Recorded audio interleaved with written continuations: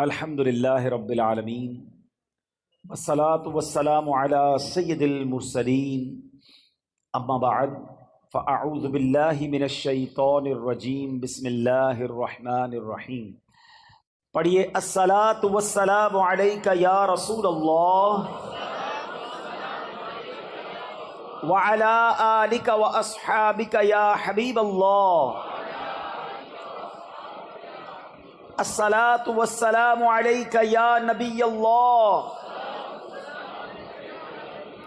وعلی آلک واصحابک یا نور اللہ۔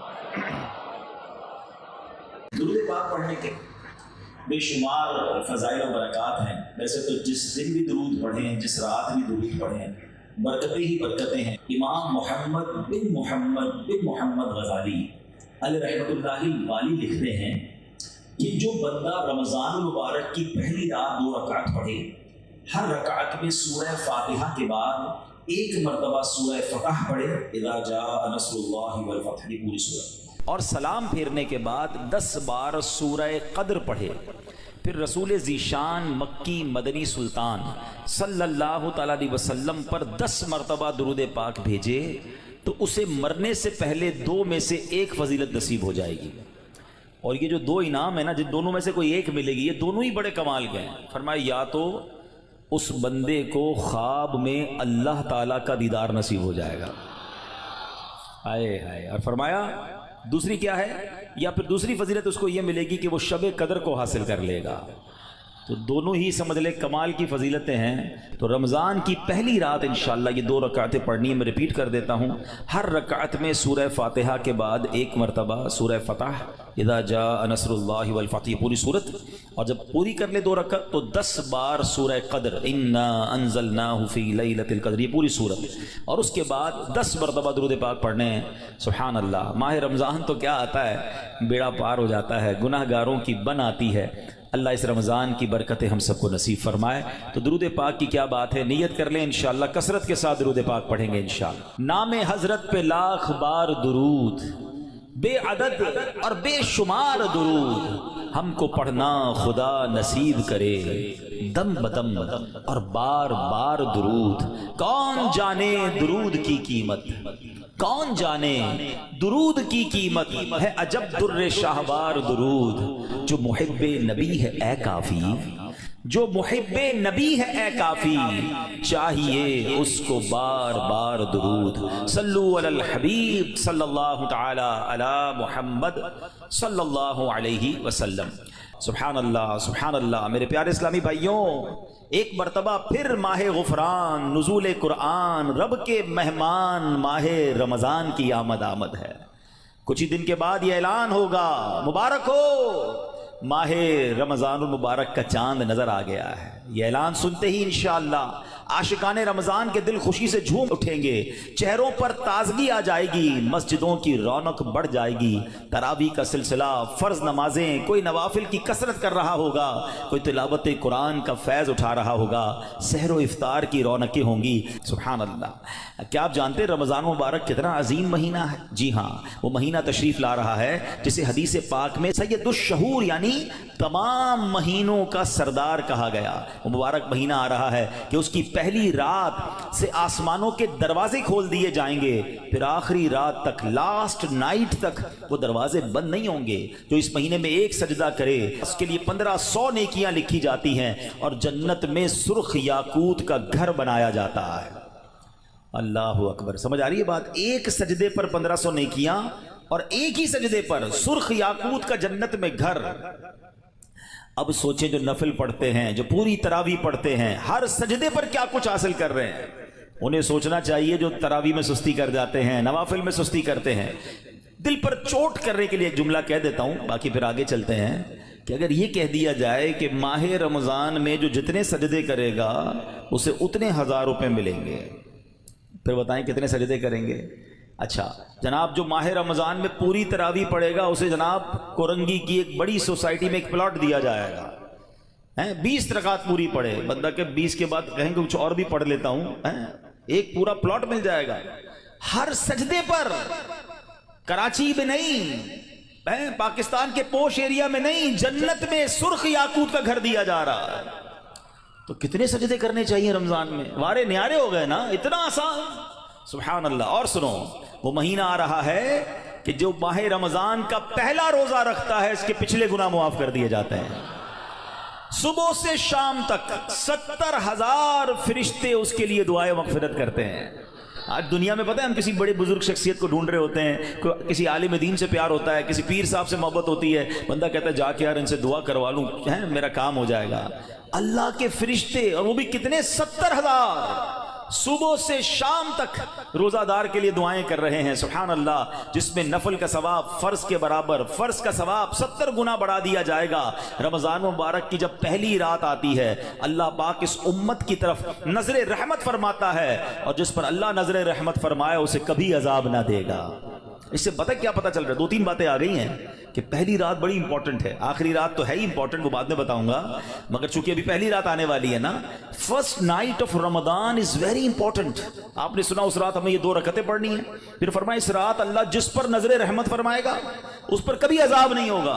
اور پھر کیا فرمایا کہ پہلی رات آسمانوں کے دروازے کھول دیے جاتے ہیں. سبحان اللہ. تو یہ خاص رات ہے. فرمایا اس مبارک مہینے میں بخشش کے پروانے بانٹے جائیں گے. کون سا وقت بڑا سینسٹیو ہے؟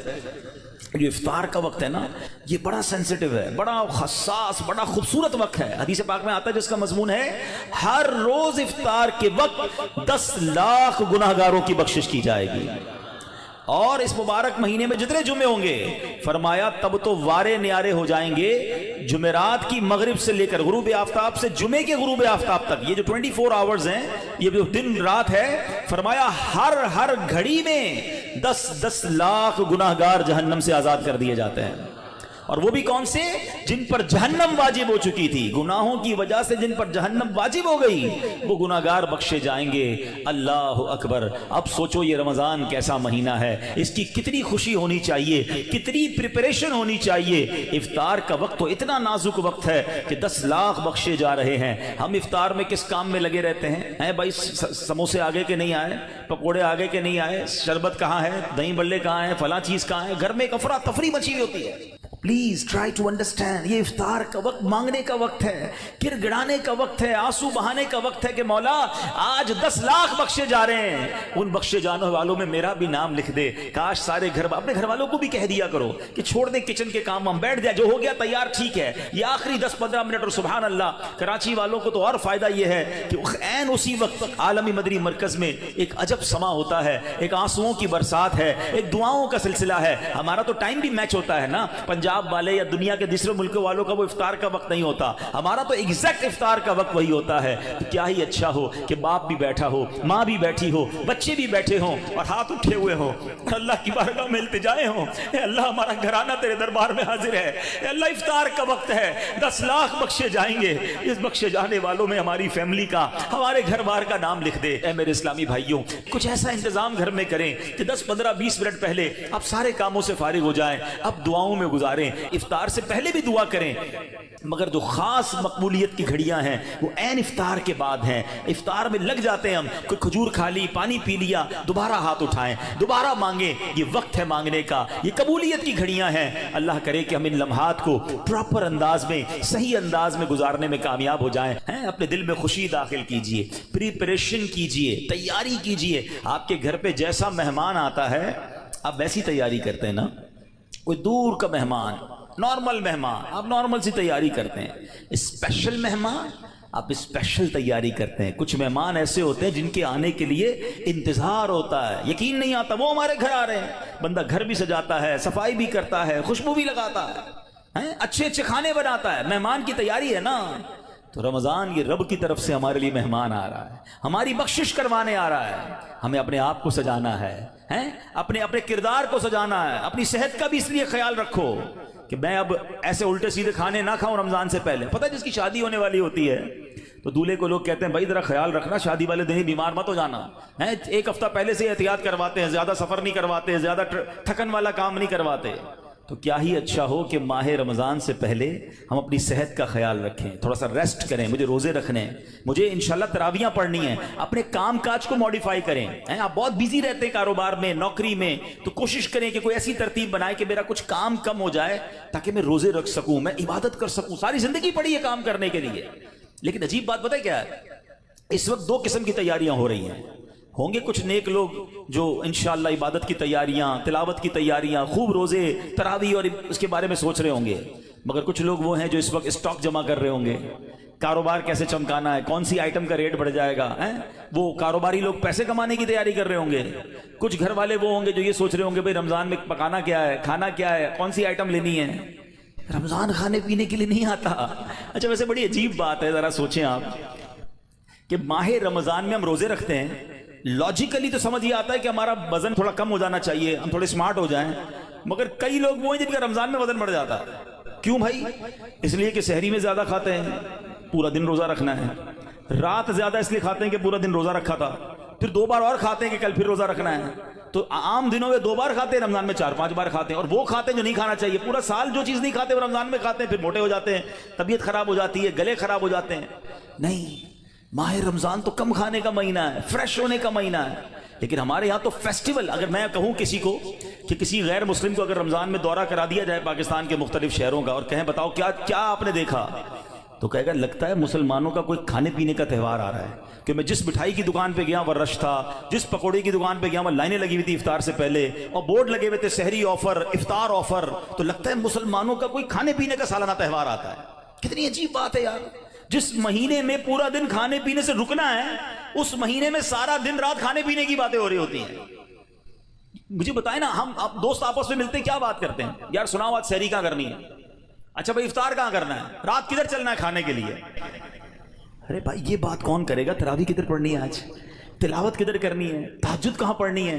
علم دین کی محفل کدھر سجی ہوئی ہے؟ ذکر و اذکار میں آج بیٹھ کے کدھر کرنا ہے؟ آج مل کے اللہ کی بارگاہ میں گر گڑا کر دعائیں کہاں کرنی؟ یہ گفتگو کیوں نہیں ہوتی؟ ماہ رمضان تو نیکیوں کا اجر بڑھا دیا گیا، مگر دماغ میں ایک ہی بات گھوم رہی ہوتی ہے. یا دوسری، آج کل کھیل کود شروع ہو گیا رمضان میں. ایسا نہ کریں.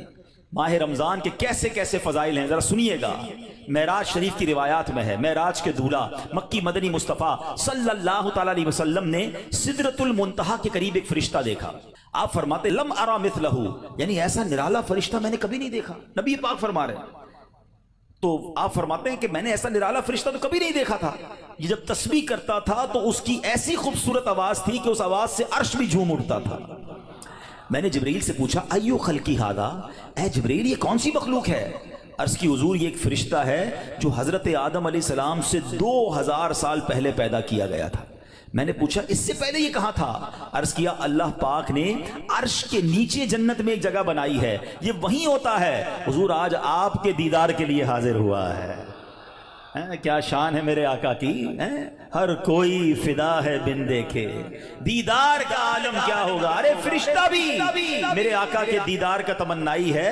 جبریل امین کہتے ہیں حضور آج آپ کے دیدار کے لیے حاضر ہوا ہے. مکی مدنی سلطان صلی اللہ تعالی علیہ وسلم فرماتے ہیں اب نبی پاک علیہ الصلوۃ والسلام نے اس فرشتے سے ایک بڑا کمال کا سوال کیا. ذرا سنیے گا، آپ کا ایمان تازہ ہو جائے گا. پیارے آقا علیہ الصلوۃ والسلام نے اس فرشتے کو سلام کیا تو وہ اللہ پاک کی تسبیح میں مصروف تھا، اسے سلام سنائی نہ دیا. اب جبریل امین نے اسے کہا ہذا محمد صلی اللہ علیہ وسلم، یہ محبوب خدا جناب رسول اللہ صلی اللہ علیہ وسلم ہے. جب اس نے سنا تو خوشی سے اپنے 2 سبز پر پھیلائے. یہ اتنے بڑے پر تھے جنہوں نے آسمانوں اور زمین کو گھیر لیا. اب اس نے مجھے نبی پاک فرماتے ہیں مجھ سے گلے ملنے کی سعادت حاصل کی، ادب سے بوسہ بھی دیا. پھر عرض کی یا رسول اللہ صلی اللہ تعالی علیہ وسلم آپ کے لیے گڈ نیوز ہے، آپ کے لیے خوشخبری ہے کہ اللہ پاک نے ماہ رمضان کے صدقے آپ کی امت کی بخشش فرما دی. اس فرشتے نے نبی پاک کو عرض کی کہ حضور آپ کی امت کو اللہ نے ماہ رمضان کے صدقے بخش دیا ہے. سبحان اللہ. نبی ہاشمی صلی اللہ علیہ وسلم مزید فرماتے ہیں اس فرشتے کے سامنے 2 صندوق رکھے ہوئے تھے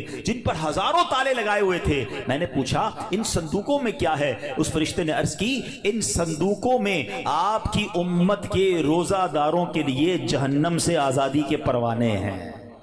آئے ہائے، ہماری مغفرت کا انتظام پہلے ہی رب نے فرما دیا ہے۔ کاش ہم ماہ رمضان کے قدردار بن جائیں۔ اے گناہ گاروں، تمہاری سمجھ لو بات بن آئی ہے، عاصیوں کی مغفرت کا لے کر آیا ہے پیام۔ جھوم جاؤ مجرموں، رمضان ماہ غفران ہے۔ بھائیوں بہنوں، کرو سب نیکیوں پر نیکیاں، پڑ گئے دوزخ پہ تالے، قید میں شیطان ہے۔ اللہ اکبر۔ تو اے میرے پیارے اسلامی بھائیوں، یہ اس قدر مبارک مہینہ ہے کہ اللہ کریم اس مہینے میں رحمتوں اور برکتوں کے دروازے کھول دیتا ہے۔ اس مہینے میں مغفرتوں کے انتظام ہو گئے ہیں۔ اللہ کرے کہ ہم ماہ رمضان کی قدر کرنے والے بن جائیں۔ رب عز و جل قرآن مجید میں اس ماہ مبارک کے بارے میں فرماتا ہے۔ ماہ رمضان کی آپ اہمیت کا اندازہ اس بات سے بھی لگائیں کہ پورے قرآن میں صرف ایک ہی مہینے کا ذکر ہے، اور وہ مہینہ کون سا ہے؟ وہ مہینہ ماہ رمضان ہے۔ اللہ قرآن میں فرماتا ہے، بسم اللہ الرحمن الرحیم، شہر رمضان الذی انزل فیہ القرآن ھدی للناس وبینات من الھدی والفرقان فمن شہد منکم الشہر فلیصم۔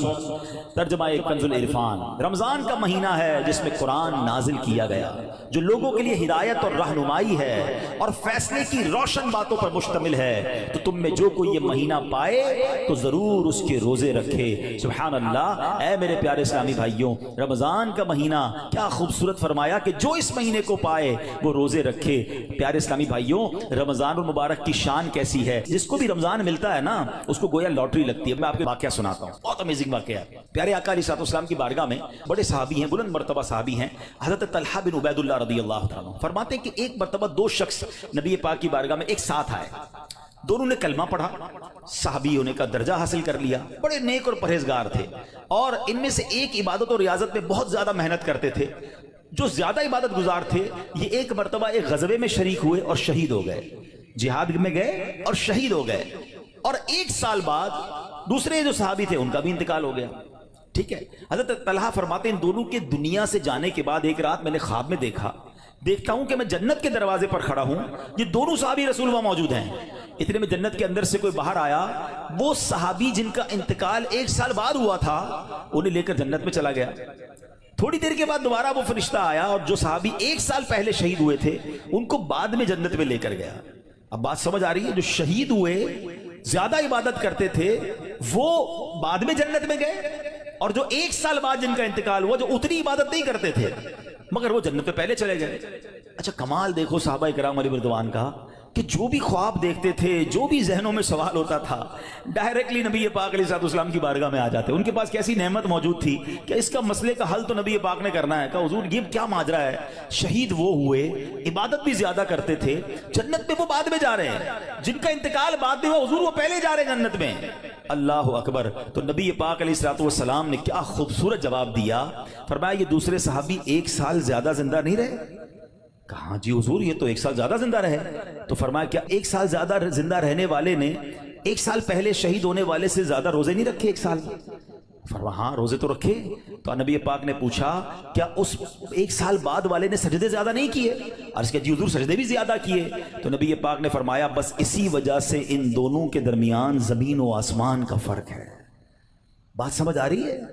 مومن اور نیک آدمی کی لمبی عمر، یہ اس کے لیے بہت بڑی سمجھ لو فائدہ ہے کہ وہ جتنا جیتا ہے اتنے سجدے زیادہ کرتا ہے، اتنے رمضان اسے ملتے ہیں۔ یاد رکھیے گا، بندہ نیک ہو اور عمر طویل ہو تو اس کے وارے نہیں آ رہے ہیں، لیکن اگر بندہ گناہ گار ہے، اس کی عمر بڑی ہو جائے تو وہ تو مارا گیا نا، اس کی تو روز نماز قضا ہو رہی ہے، اس کے رمضان کے روزے بھی قضا ہو رہے ہیں، وہ روز جھوٹ بول رہا ہے، وہ روز حرام کما رہا ہے، تو اس کا تو گناہوں کا میٹر جاری ہے نا۔ یہ لوگ بڑی عمر کی جو دعا کرتے ہیں نا، بڑی اچھی نعمت ہے یہ، لیکن اللہ سے ہمیشہ یہ دعا کریں کہ مولا نیکیوں والی طویل عمر عطا فرما، عافیت والی طویل عمر عطا فرما۔ تو پتہ چلا کہ پھر رمضان آ رہا ہے میری بخشش کروانے، پھر رمضان آ رہا ہے میرے نامہ اعمال میں۔ تو پتہ چلا کہ ماہ رمضان یہ ہمارے لیے بہت بڑا احسان ہے۔ اللہ خیر سے رمضان عطا کر دے، اس کو ضائع نہ ہونے دینا، اس کو خوب نیکیوں میں گزارنا۔ پچھلے گناہوں کی معافی کا ایک اور چانس دیا جا رہا ہے، مغفرت کا گویا ایک اور موقع آنے والا ہے۔ اللہ کرے کہ ہم اس کی قدر کرنے میں کامیاب ہو جائیں۔ یا خدا ہم عاصیوں پر یہ بڑا احسان ہے، یا خدا ہم عاصیوں پر یہ بڑا احسان ہے، زندگی میں پھر عطا ہم کو کیا رمضان ہے، یا الہی تو مدینے میں کبھی رمضان دکھا، یا الہی تو مدینے میں کبھی رمضان دکھا، مدتوں سے دل میں یہ عطار کے ارمان ہے۔ تو اے میرے پیارے اسلامی بھائیوں، کاش ماہ رمضان کی ہم قدر کرنے میں کامیاب ہو جائیں۔ آپ کو معلوم ہے ماہ رمضان آتا تھا نا تو میرے آقا اس کا بھرپور استقبال فرماتے تھے۔ دیکھیے ہمیں اگر اپنی آنے والی نسلوں تک یہ بات باقی رکھنی ہے کہ رمضان کی اہمیت رہے، ہمارے بچوں کو پتہ چلے، انہیں سارا سال انتظار رہے، تو ہمیں بھی ماہ رمضان کو سیلیبریٹ کرنا چاہیے۔ نبی پاک کیا کرتے، میرے آقا جب چاند نظر آتا نا سبحان اللہ، تو پیارے آقا علیہ الصلوۃ والسلام قبلے کی طرف رک کر کے یوں دعا مانگتے۔ ذرا دعا دیکھیے گا کون سی ہے۔ آقا کی دعا کیا ہوتی، اللہم احلہ علینا بالامن والامانہ والسلامۃ والعافیۃ المجللۃ ودفاع الاسقام والعون علی الصلاۃ والصیام والقیام وتلاوۃ القرآن، اللہم سلمنا لرمضان وسلمہ منا حتی ینقضی وقد غفرت لنا ورحمتنا وعفوت عنا۔ اے اللہ اس چاند کو ہم پر امن و امان، سلامتی، مکمل عافیت اور بیماریوں سے حفاظت کا ذریعہ بنا، اور نماز، روزے، عبادت اور تلاوت قرآن پر مدد کا سبب بنا۔ اے رب کریم ہمیں رمضان کی وجہ سے سلامتی عطا فرما، یعنی اسے ہمارے لیے سلامتی والا بنا اور اسے ہم سے سلامتی عطا فرما، یہاں تک کہ جب یہ رخصت ہو تو تیری مغفرت و رحمت اور عفو درگزر ہمارا یقینی مقدر بن چکا ہو۔ سبحان اللہ۔ تو پتہ چلا رمضان مبارک کی آمد پر خوشخبریاں دینا، لوگوں کو مبارکباد دینا، یہ اچھا کام ہے۔ انشاءاللہ اگر ہم رمضان کی آمد کی خوشی بنائیں گے، اللہ کی رحمت جوش میں آئے اور کاش ہم جنت کے حقدار بن جائیں۔ مگر ایک احتیاط اس میں کرنی ہے، جب بھی رمضان آتا ہے نا تو ایک بڑا عجیب سا میسج وائرل ہوتا ہے۔ کیا وائرل ہوتا ہے؟ حدیث پاک میں ہے کہ جس نے سب سے پہلے آمد رمضان کی مبارک دی اس کے لیے جنت واجب ہو جاتی ہے۔ ایسی کوئی حدیث ہمارے آقا مکی مدنی مصطفیٰ صلی اللہ علیہ وسلم سے ثابت نہیں ہے، نہ ہی رمضان کے بارے میں نہ ہی کسی مبارک مہینے کے بارے میں۔ ایسے جھوٹے میسیجز کو آگے بڑھانا نہیں چاہیے۔ جو بھی آپ کو میسج بھیجے اس کو محبت کے ساتھ سمجھائیں کہ ایسی کوئی حدیث نہیں ہے۔ حدیث پاک ذرا غور سے سن لیں، جو ہر میسج آگے فارورڈ کر دیتے ہیں نا، پہلے چیک تو کریں یہ حدیث ہے بھی کہ نہیں، ہم کہیں جھوٹی حدیث یا جھوٹی بات پھیلانے کا سبب تو نہیں بن رہے۔ حدیث پاک سنیے گا، من کذب علی متعمدا فلیتبوأ مقعدہ من النار۔ آقا فرماتے جس نے مجھ پر جان بوجھ کر جھوٹ باندھا، مثلا نبی پاک علیہ الصلوۃ والسلام نے کوئی بات فرمائی نہیں تھی اور یہ کہہ دیا کہ پیارے آقا علیہ الصلوۃ والسلام کی حدیث ہے، تو ایسا بندہ اپنا ٹھکانہ جہنم میں بنا لے۔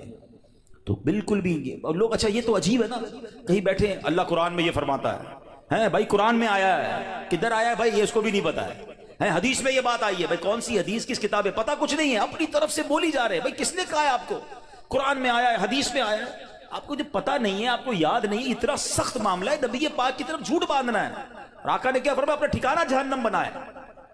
تو آپ کہہ دیں میں نے کہیں پڑھا ہے، ہو سکتا ہے میں نے کہیں سنا ہے، قرآن اور حدیث کی بات کرتے تو لرزہ آ جانا چاہیے۔ ایک زبر زیر پیش کا ہم فرق نہیں کر سکتے قرآن میں، اور جناب اللہ نے قرآن میں یہ فرمایا، تم کو نہیں پتا قرآن میں یہ ہے، بحث کریں گے اور قرآن کو بیچ میں لے آئیں گے۔ یہ ہماری خواتین بھی بہت کرتی ہیں، تو مہربانی کر کے اس سے توبہ کریں، اور ان معاملات میں جب تک آپ کے سامنے، آپ دیکھیں آج کروڑوں لوگوں کی تقدیریں بدلنے والے، لاکھوں ہزاروں حافظ اور عالم بنانے والی شخصیت امیر اہل سنت، نہ جانے کتنی ہزاروں ان کو حدیثیں یاد ہوں گی، کتنی روایتیں اور آیتیں یاد ہیں، مگر آج بھی آپ مدنی مذاکرے میں دیکھیں یہ کیوں، یہ ہماری تربیت کے لیے کہ وہ پہلے قرآن کی کوئی آیت پڑھنی ہے تو لکھا ہوا سامنے لاتے ہیں، حدیث پڑھنی ہے تو پورا پڑھ کے سناتے ہیں، تاکہ ایگزیکٹلی وہی لفظ لوگوں کے سامنے جائے جو نبی پاک کے دہان مبارک سے نکلا ہے۔ تو ہماری آپ کی جرت نہیں ہونی چاہیے کہ حدیث میں اپنی طرف سے حاشیے لگائیں، اپنی طرف سے معاذ اللہ قرآن پاک کے بارے میں بعض اوقات تو یہ بات ایمانیات پر آ جائے گی اگر اپنی طرف سے کوئی بات ایڈیشن کر رہا ہے، تو بڑے احتیاط کی حاجت ہے۔ البتہ ماہ رمضان ایک اور خوبصورت آیت سنیے گا، اس میں قرآن پاک نے جو ہم پر رمضان کے روزے فرض کیے گئے نا اس کا ریزن بیان کیا، یعنی ہماری شریعت ہم سے چاہتی کیا ہے۔ روزے تو ہم برسوں سے رکھ رہے ہیں، بچپن سے روزے رکھ رہے ہیں، کئی ایسے یہاں ایسے ہوں گے، لیکن اس روزے سے میں حاصل کیا کرنا ہے؟ قرآن کیا فرماتا ہے سنو، اللہ قرآن میں فرماتا ہے، یا ایھا الذین آمنوا کتب علیکم الصیام کما کتب علی الذین من قبلکم۔ اے ایمان والو تم پر روزے فرض کیے گئے جیسے تم سے پہلے لوگوں پر فرض کیے گئے تھے، مگر آگے ریزن بتایا گیا کیوں کیے گئے، لعلکم تتقون۔ قرآن کہتا ہے تاکہ تم پرہیزگار بن جاؤ۔ آج سمجھ لیں، میں اس موضوع کو تھوڑا اور مزید ڈیفائن کروں گا، کہ روزے فرض ہونے کی وجہ قرآن نے کیا بیان کی؟ لعلکم تتقون، تاکہ تم پرہیزگاری اختیار کرو، تم پرہیزگار بن جاؤ۔ اس آیت کریمہ میں جو روزے کی اعلیٰ ترین حکمت اور بہت بڑا فائدہ بیان کیا گیا، ایکچولی اس میں چھپا ہوا ہے لعلکم تتقون، تاکہ تم پرہیزگار بن جاؤ۔ اے میرے پیارے اسلامی بھائیوں، پتہ چلا کہ مبارک مہینہ ہے جس میں ہمیں تقوی حاصل کرنا ہے۔ آپ نے علماء کرام کا بیان سنا ہوگا، وہ بعض علماء کہتے ہیں الحمدللہ رب العالمین والعاقبۃ للمتقین۔ اس کا معنی پتہ ہے؟ اے ہائے، یقین کریں کبھی کبھی خطبہ ہی ہلا دیتا ہے یہ جملہ اگر سمجھ آ جائے نا کہ تمام تعریفیں اس رب کے لیے ہیں جو عالمین کا رب ہے، والعاقبۃ للمتقین، جو آخرت ہے نا، جو بعد والی زندگی ہے وہ ہے ہی متقین کے لیے۔ تو ہم کہتے